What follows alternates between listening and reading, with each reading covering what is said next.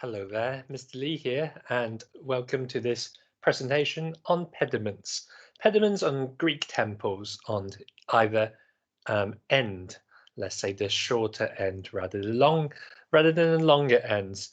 This presentation is done with the expectations that you already know where you could find a pediment in a temple and that you've already studied the stories behind the west and the east pediments of the Parthenon.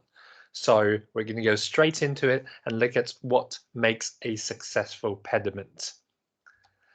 So here is a slide with some information that you may need when considering pediments. And you should pause the video and just read through it first.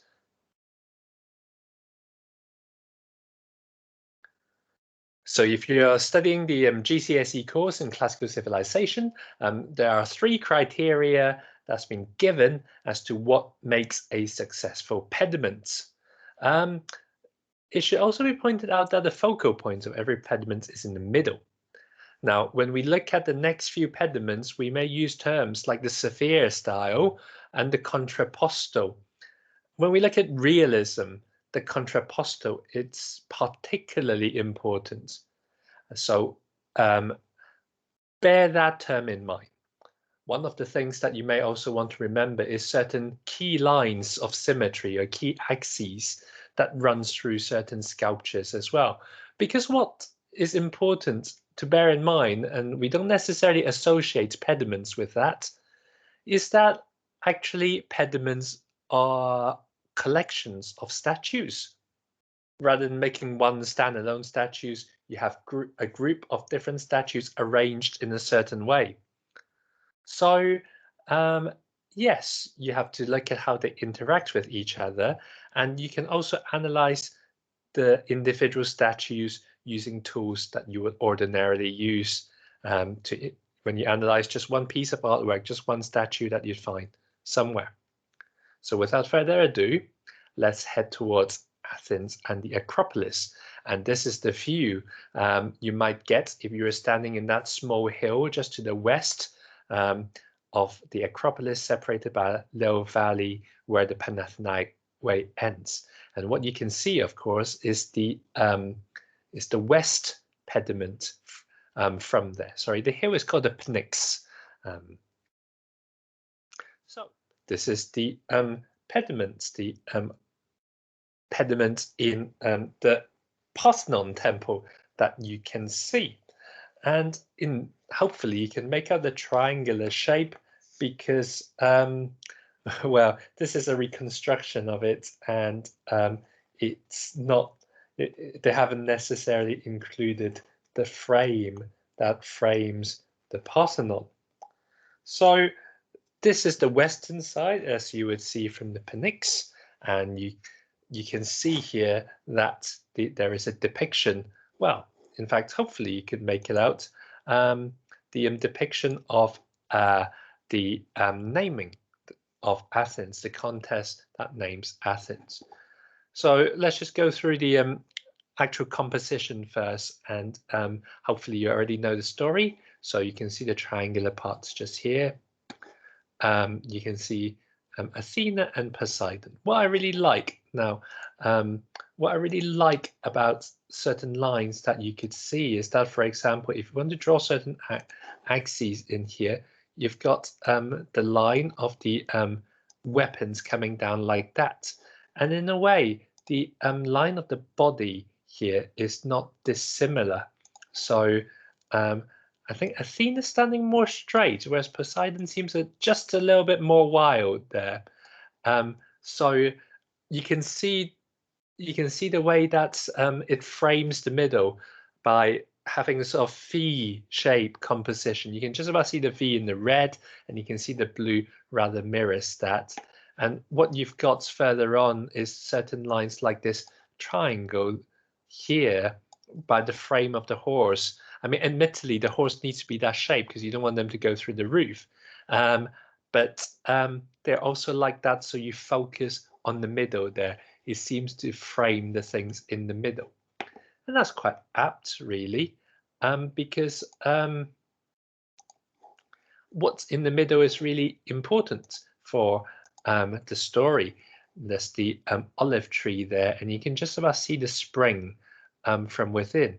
It's quite interesting that Poseidon seems to put his foot over the line, whereas Athena seems to stretch her hand over the sort of central line. So there's both sort of barging each other, but somehow you can see that Poseidon is off balance.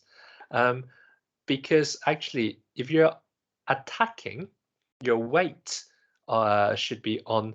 You should be facing the person you're attacking. I know they're not, gods don't attack each other and they're not at war as such, but you might present the fact that they are adversarial by making them look like they're facing off each other.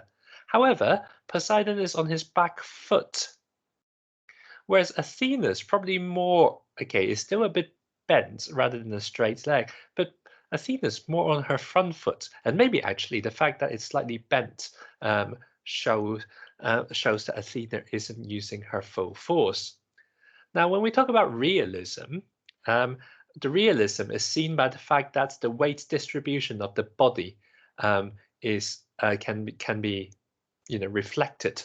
You can see what they're doing. You can add movements, or what we say dynamism, into the image just by the way that they're standing. And here you clearly can. Poseidon sort of falling in a way, and Athena sort of expanding herself. And it's not just that. You can see the horse really are rearing up. Now, that sense of realism isn't just by where the weight is posed. In fact, quite often you can see where the weight is posed, not just by the placement of legs and arms and things like that, and the shape the body's throwing, but also by the muscles as well. By this point, the Greeks are getting really good at knowing what muscles are activated and as you stand in a certain way. So you can see that certainly the left leg of Poseidon is really pressed, whereas the right leg seems more relaxed. By relaxed, I don't necessarily mean he was very relaxed about the situation, but the weight is tensed along here. I'm sorry, I'm not a PE or biologist, so I'm just going with the terms that I know. The weights are more tense here, whereas there seems to be less tenseness on this foot. So it's reflected in the anatomy, in the reflection of the anatomy as well. So very good work by Phidias there in presenting things like that. Now, how would an Athenian know that this story is this story? Well, I think actually if you live in Athens for even if a small amount of time, you'd probably know that this is the West Pediment. But in case you don't quite get the gist of it, well, how would you know this is Athena for a start? Where she's holding her trademark shield, the aegis. She also often holds a spear. And how do you know that this is Poseidon? Well, he's got a trident that often helps. You might know something about the story already, so you know these are the central characters, and you can see there's clearly a tree there and a spring there. So by this point, when you're looking at it, you've already got a sense of who they are, and there's a lot of clues as to what the stories are.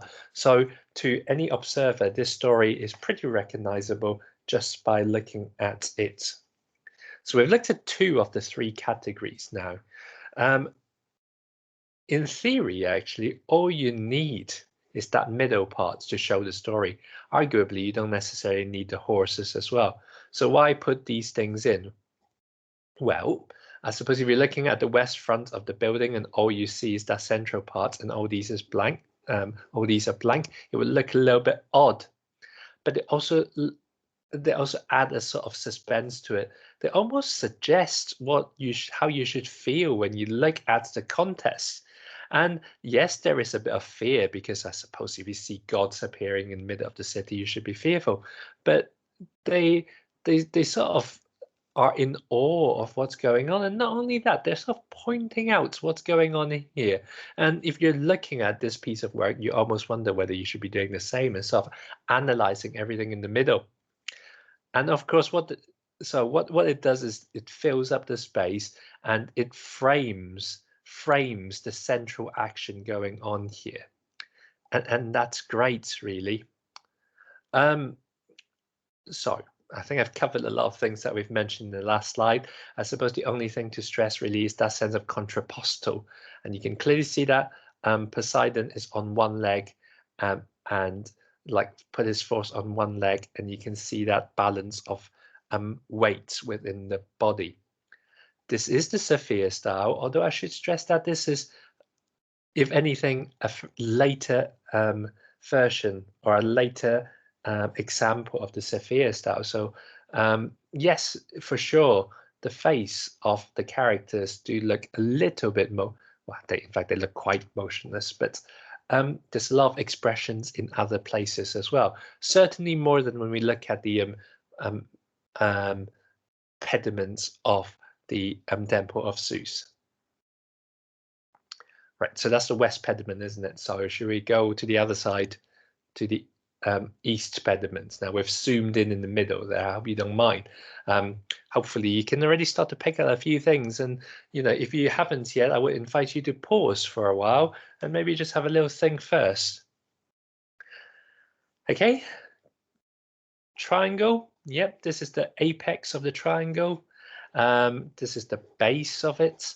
You can afford to stand characters up if you're in the middle of the picture, although Zeus, being the king of the gods, typically gets a throne. Why not?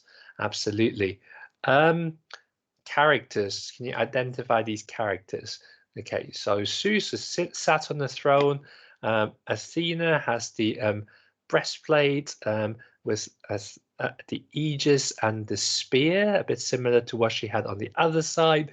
Hephaestus has an axe, and you've got a few other characters as well. This is the goddess of childbirth, but since every single time I pronounce her name, I struggle to actually say it correctly, I shall just leave that to you.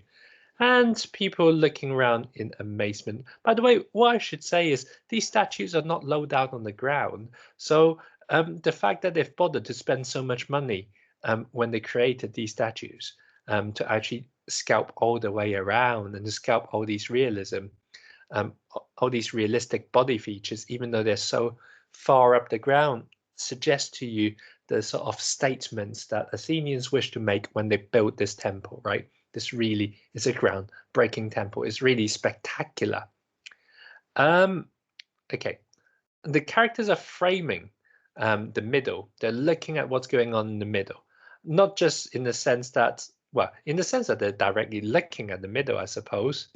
And it's quite strange because the two characters are looking at each other. Zeus looks a little bit uncomfortable. If you were to look at it from the front, you'd actually get a more, so this is slightly on the slants, but you would actually probably get a more frontal view of it. And what you'd get is actually the two characters sort of fan off each other. They are not standing opposite each other, but they're not standing parallel to each other either. So you get the sort of you get a sort of line that crosses a bit like this, though, because the way we're looking at the scene in the middle is oblique, you can't quite see it as clearly as you can.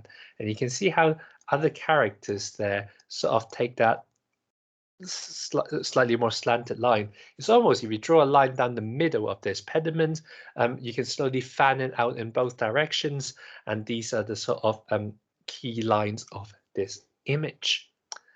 There is a contrapposto. I hope you've noticed that, in the sense that actually Athena is on her left leg, and actually in a way Zeus is kind of on his right too, but he's sat down. They're kind of all going away from each other, and I guess Athena's just been born fully grown from Zeus's head. That's the story, right? So maybe they're just trying to give each other some space because they've literally been in each other's space all through that time. So in that sense, there's a fair bit of realism, right? Things are moving on. You can see this. Let me get the laser pointer back on. You can see that this character is clearly running away because there's a bit more weight pushing on on her left foot, and on her right she seems to be leaping, and all that. Hephaestus as well, trying to get away from the action, but still looking back. I'm often quite fond of this running away from the action, but looking back pose, because you get some really good contrapposti style going on, because you're looking back, but you're moving forward. You should stand up and try that yourself and see if you understand it. And that's pretty much it. Plenty of realism, plenty of movement. It fills the space very well. I think in the next image you'd see it more fully with the full triangle. And of course, the action seems easily identifiable once you've identified who the gods are. And you're Athenian, you should know how Athene was born. This is just the way that it is. That gives me a bit of time to say a few more things, and if you're interested in this, I strongly recommend you do an A-level in classical civilization, which includes looking at art and architecture, because I think what's amazing with the art going on here is, with with gods like Hephaestus, you can see how their muscles are going. But sometimes it's harder with goddesses because they've got these sort of cloths going on. But the way that the folds of the cloth works is sort of molds around the contours of legs, arms, and bodies. You can almost see through it in some ways. It's almost like if you've wet the cloth, but not quite. So you can clearly see the leg just there, even though it's supposed to be furled. And creating that look requires a lot of thought. So these are really thoughtful Athenians there. And it's not just Athene who has that, of course, this character as well, these characters as well. You can see where their legs are, even with the addition of fold. And not only that, you can see the movement of the body. So, right, so this is what you can see in the British Museum. So this was a reconstruction, but here you can see the left-hand side, which I suppose must make the southern side of the East Pediment. Right, we're going to move on to the temple of Zeus at Olympia, and here we're looking at it from the eastern end. This is the eastern front, and the altar would probably just be here. This bit is the bit that faces the main hippodrome, the main racecourse of the site at Olympia, which is quite significant. We'll come back to that later on. But first, let's visit the museum at the Olympian site, and this is where you'd find the west pediment of the temple of Zeus, and you may just be able to make out there's a sort of horse there, but that's a human body. How odd. Equally, there's a horse there, but it's a human body. Okay, so that's always a good clue as to what's going on in this story. I'm just trying to see if the next slide gives us a clearer image. Let's have a look. All right, so we'll use this sort of drawing as a reconstruction. So horse, human body, horse, human body. These are clearly centaurs, and this is one of the favorite one of the favorite themes for Greek artists is the battle between a centaur and Lapis, also known as the Centauromachy. Centauromachy, the war against the centaurs, right? In brief, there was a wedding. The centaurs were invited. Not a good idea because centaurs can't handle wine. They got drunk. They try and abduct the women, including the bride, and a battle ensues. But the heroes, in this case called the Lapis, have won. And here's the main, like here you've got all the actions here really. This is Theseus, and you've got the bride about to be snatched here, and all sorts of things going on. Strangely enough, the main character here, I think it's Apollo, if I remember correctly, standing quite straight.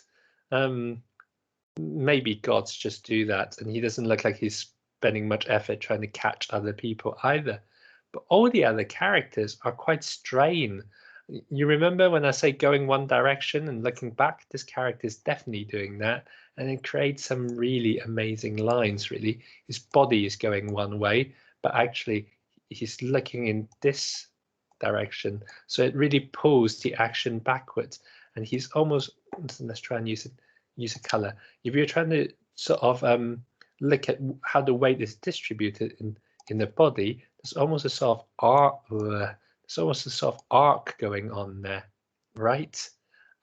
Likewise, I think, and I might be wrong, if you look at this centaur, there's also an arc going along like this, because the head is looking in this direction, but the body is going there. And again, you can see how it frames the middle, and it's a really nice balance, isn't there? Two characters fighting, like human characters fighting either side with a centaur just there. It makes for a nice balanced composition. There's a bit of space, there's a bit of breathing room, but you would argue that most of the space has been filled up in this pediments here. And there's a fair sense of realism in the sense that you could just see those little fold of the muscle there going on. And what I really like about the way that this space is being filled is how the people towards the edge of the impediments clearly has to be sort of fallen over or something like that, because if they're standing up, they wouldn't fit in the pediments. And I think, given that it's a battle, it's quite interesting how they put it here. So, unlike in the temple of Athene at the Acropolis, where the characters frame the central instructions by looking at it, here you've got like the characters battling on either side, with the main battle going on in the middle, and presumably Apollo, and I think is Apollo, about to sort things out here in the middle. Why is it appropriate here? I suppose Olympia is one of the key cultural sites, perhaps the most important cultural sites in ancient Greece. And this story is a great one in telling the triumph of culture over barbarism. So we're saying, look at us, Greek people, cultured people. One thing we can certainly do is handle our drink without trying to commit any crime afterwards. But we are also, punishing people who are ungodly, who are these centaurs, and by extension, the Greeks might be portraying themselves who punish people who are not, who doesn't belong to the same cultural group as they do. This is the West Pediment, isn't it? So let's look at the East Pediment, and here it is. Straighter characters this time, but the one thing you've got in Olympia, in both the pediments, is a sort of great balance. So if you cut it down the middle, there's a real symmetry there. This is the reconstructed image, and this is the a photograph from the museum at Olympia of what remains of it. Unfortunately, if a statue ever falls down from great heights, it does do a fair bit of damage. Right, so let's try and work out what this is about. There's horse. Oh, I've just taken off the laser pointer. There are horses here. There's some important looking people here, and there's some less important people looking here, and some of them look a little bit dodgy. This is the story of the race between Pelops and Hippodamia in order to get Pelops trying to get her hand in marriage, involving a bit of trickery, a bit of cunningness. So they are competing against each other, and so here you have the chariots of each side, and here you have the competitor of each side, right? And I think this is the king, the main king, whose daughter is to be given away in marriage. Composition-wise, I think firstly you can see the space is very, very well filled, and again, the height order of things is quite neat. People leaning, horses, standing characters, and all that. Not so much movement here. This seems pretty static, this one. Maybe it's just a style, but still, you can still see where the standing weights are. So for example, this character seems to be standing on the right, looking out this way, and this character standing on the left, looking out that way. And they're more concerned with their horses. So you've sort of got a frame here and a frame here. the realism, even though there's no movement, the realism comes in the fact that they, well, I suppose the way that they stand look quite realistic. Here you seem to have a focus away from the center, but by having characters either side of the center focusing away, I suppose you still put the focus in the middle, right? And that's about that. Realistic, the space being filled, and yeah, there's the other one, isn't there? I can't quite remember, but I'm sure it's definitely shown in here. Oh yeah, the fact that the story is easily identifiable. It's quite appropriate, I suppose. This should be on the eastern side because it looks out to where a lot of the sporting contest takes place. The fact that they use a story where there's some sort of cheating going on, and you can decide for yourself whether that's appropriate or not. So these are 4 of the things that we look at, and I hope it provides a good example for you. And here's a blank template for you to fill in. And as a good practice, I wonder whether you might be able to think of some significant events in your life where you can present it into a pediment. It doesn't have to involve gods. It can involve anything you want. Maybe you could depict the moments where you've won the 200 meters race on sports day, or you know, the end of a theatrical performance you particularly enjoy, or a musical performance that you enjoy, or perhaps you want to celebrate some sort of family affair. Again, you can think of how you put the focal points here and how other characters can frame that and try and meet those success criteria. I'm sure there'll be something that is not entirely accurate in what I've said, but in any case, I hope I've given you a good overview of how the 4 pediments over the 2 temples are well designed and good examples of pediments in ancient Greece.